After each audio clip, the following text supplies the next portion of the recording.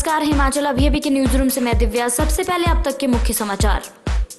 CM Virbhadra Singh बोले, नुकसान पहुंचाने वाले मुट्ठी भर जल्द ही आएंगे काबू। धूमल बोले, chief minister is on bail and officers are in jail. कांग्रेसियों हो जाओ तैयार, शिंदे रंजीत पहुंचेंगे 2 को 3 से करेंगे एक्सरसाइज। नड्डा बोले, हिमाचल विकास से वंचित, केंद्रीय सहायता का उपयोग करने में सरकार नाकाम। नाहन में लगे बिंदल गो बैक के नारे। कनौला ढांक के पास गिरी कार, युवक की गई जान। छात्रा रेप केस, गुस्साई भीड़ ने थाने पर बोला हमला, पत्थरबाजी। एटीएम व डायरी चुराकर कंपनी के खाते से 19.25 लाख निकाले। अब समाचार विस्तार से। हिमाचल में कांग्रेस फिर से मेरे नेतृत्व में चुनाव लड़ेगी और जीत हासिल करेगी। मोदी लहर का हिमाचल में कोई असर नहीं है। ये बात प्रदेश के सीएम वीरभद्र सिंह ने नूरपुर में पत्रकारों से बातचीत करते हुए कही।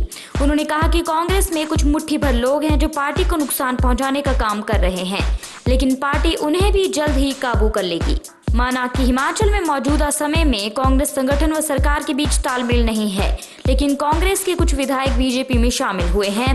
ये खबर पूरी तरह से बेबुनियाद है। शिमला में नेता प्रतिपक्ष प्रेम कुमार धूमल ने प्रदेश सरकार पर वार करते हुए कहा कि प्रदेश में भ्रष्टाचार चरम पर है। अब साधारण आदमी भी यह कह रहा है कि chief minister is on bail and officers are in jail. उन्होंने कहा कि इन चुनावों में भ्रष्टाचार ही सबसे बड़ा मुद्दा रहेगा। इसके साथ महिला सुरक्षा का मुद्दा भी अहम रहेगा। वर्तमान सरकार तो महिलाओं को सुरक्षा देने में नाकाम रही, लेकिन बीजेपी महिलाओं के सम्मान व स्वाभिमान की पूरी सुरक्षा करेगी। धूमल ने कहा कि इसके साथ विकास तो अहम रहेगा ही। धूमल ने कहा कि विधानसभा चुनावों में राज्य की कांग्रेस सरकार में व्याप्त भ्रष्टाचार, महिला उत्पीड़न, खराब आर्थिक हालात, हर हिमाचली पर 60,000 रुपए का कर्ज समेत अन्य प्रमुख मुद्दे होंगे। उन्होंने कहा कि केंद्र सरकार ने 3 वर्ष की अवधि में हिमाचल को दी मदद और केंद्र द्वारा किया जा रहा विकास भी अहम मुद्दा होगा। चुनावी मोड़ पर खड़ी हिमाचल प्रदेश कांग्रेस को संजीवनी घुट्टी पिलाने पार्टी के प्रदेश प्रभारी सुशील कुमार शिंदे और सह प्रभारी रंजीत रंजन 2 अगस्त को बाद दोपहर शिमला पहुंच जाएंगे। हालांकि घुट्टी पिलाने का काम 3 तारीख को शुरू होगा, पर उसके पहले 2 तारीख को अनऑफिशियल बैठक होगी। शिंदे प्रभारी बनने के बाद सह प्रभारी रंजीत रंजन के साथ पहली मर्तबा हिमाचल के दौरे पर हैं। तय कार्यक्रम के अनुसार 3 तारीख को शिंदे व रंजन सुबह के वक्त पीसीसी पदाधिकारियों के साथ सीधे रूबरू होंगे। ये दोनों पीसीसी अधिकारियों की बातों को सुनेंगे। उसके बाद शाम को कांग्रेसी विधायकों के साथ बैठक करेंगे। 4 तारीख को सुबह के वक्त पत्रकारों से रूबरू होने के बाद वापस दिल्ली लौट आएंगे। जितना विकास पीएम नरेंद्र मोदी के नेतृत्व में हुआ है, उसकी तुलना किसी से नहीं की जा सकती। हिमाचल प्रदेश इस विकास से काफी हद तक वंचित है, क्योंकि प्रदेश सरकार केंद्र से दी जा रही आर्थिक सहायता का उपयोग करने में नाकाम रही है।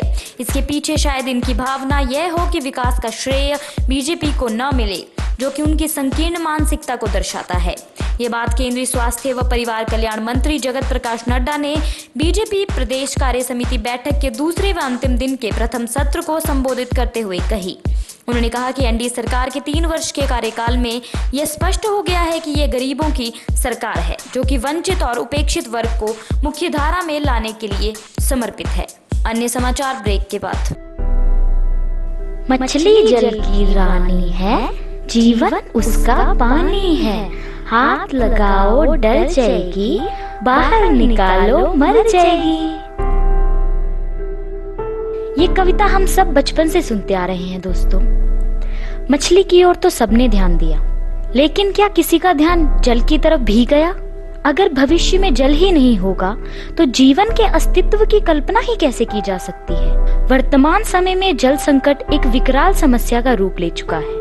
अगर आज पानी की अहमियत न समझी गई, अगर आज पानी नहीं बचाया गया, तो कहीं ऐसा न हो कि कल हमें पानी की एक बूंद भी नसीब न हो और हमारा हाल भी उस मछली जैसा न हो जो पानी के बिना तड़प तड़प कर मर जाती है। तो आइए दोस्तों, हिमाचल अभी के साथ मिलकर आज ही पानी को बचाने का संकल्प लें। शुरुआत अपने घर से करें और अपने वर्तमान के साथ साथ अपनी आने वाली पीढ़ियों को जल रूपी अमृत की सौगात दें, क्योंकि जल है तो कल है। जय हिंद, जय भारत। बीजेपी विधायक राजीव बिंदल के खिलाफ प्रदर्शन करते हुए नाहन में आज दर्जनों कांग्रेस कार्यकर्ताओं ने बिंदल का पुतला फूंका। इस दौरान कांग्रेसी कार्यकर्ताओं ने राजीव बिंदल मुर्दाबाद और बिंदल गो बैक के नारे लगाए। कांग्रेस का आरोप है कि गुड़िया प्रकरण को लेकर नाहन में जब बीजेपी ने प्रदर्शन किया तो उस दौरान विधायक राजीव बिंदल ने कांग्रेसी नेताओं व प्रशासनिक अधिकारियों के खिलाफ अभद्र टिप्पणी की। कांग्रेस मांग कर रही है कि विधायक राजीव बिंदल सार्वजनिक तौर पर कांग्रेस के पदाधिकारियों व प्रशासनिक अधिकारियों से माफी मांगे। जिले के बलदेया के समीप आज सुबह एक कार दुर्घटनाग्रस्त हो गई। इस कार हादसे में एक युवक की मौत हो गई। बताया जा रहा है कि आज सुबह एक कार शड़ी और बलदेया के बीच कनौला ढांक के पास अनियंत्रित होकर गहरी खाई में जा गिरी। इस हादसे में एक युवक की मौत हो गई। युवक की पहचान सुन्नी के जंजेहड़ के अभिषेक के रूप में हुई है। बताया जाता है कि युवक शिमला से अपने गांव जा रहा था। जैसे ही उसकी कार कनौला ढांक के पास पहुंची, कार अनियंत्रित होकर गहरी खाई में जा गिरी। हादसे में अभिषेक की मौके पर ही मौत हो गई। शिक्षक द्वारा छात्रा से रेप का मामला गहराता जा रहा है। पिछले कल गुस्साए लोगों द्वारा शिक्षकों की पिटाई करने के बाद आज लोगों ने चंबा जिला के पुलिस स्टेशन तीसा के बाहर हल्ला बोल दिया। बताया जा रहा है कि गुस्साई भीड़ ने पुलिस स्टेशन पर पथराव भी किया।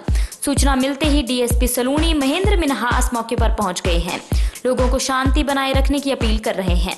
गौरतलब है कि 27 जुलाई को तीसा क्षेत्र के एक स्कूल में तैनात शिक्षक पर छात्रा के परिजनों ने दुराचार के आरोप लगाए हैं। जानकारी के अनुसार शिक्षक ने छात्रा को फोन कर खेतों में बुलाया और फिर दुराचार किया। शिक्षक ने छात्रा को फेल करने की धमकी दी थी। सोलन जिला की बद्दी स्थित एक निजी कंपनी के 2 कर्मचारियों पर कंपनी के साथ धोखाधड़ी कर कंपनी के बैंक खातों से 19.25 लाख से भी अधिक की राशि निकाले जाने का आरोप लगा है। कंपनी के प्रबंधक की शिकायत के बाद पुलिस ने मामला दर्ज कर छानबीन शुरू कर दी है। पुलिस से प्राप्त जानकारी के अनुसार बद्दी स्थित एक कंपनी के शाखा प्रबंधक अजीत कुमार ने कंपनी के अपने 2 अति विश्वसनीय कर्मचारियों के विरुद्ध सरकाघाट थाने में शिकायत दर्ज करवाई है। शिकायत के अनुसार 2 कर्मचारियों चंद्रकांत और संदीप सिंह जो कंपनी की गोपनीय शाखा में काम करते थे ने आपस में मिली भगत करके प्रबंधक के कार्यालय में जाकर अलमारी खोलकर उसमें रखे 6 विभिन्न बैंकों के एटीएम और डायरी, जिसमें इन सभी के एटीएम के कोड नंबर भी लिखे थे, को निकालकर खातों से पैसे निकाले।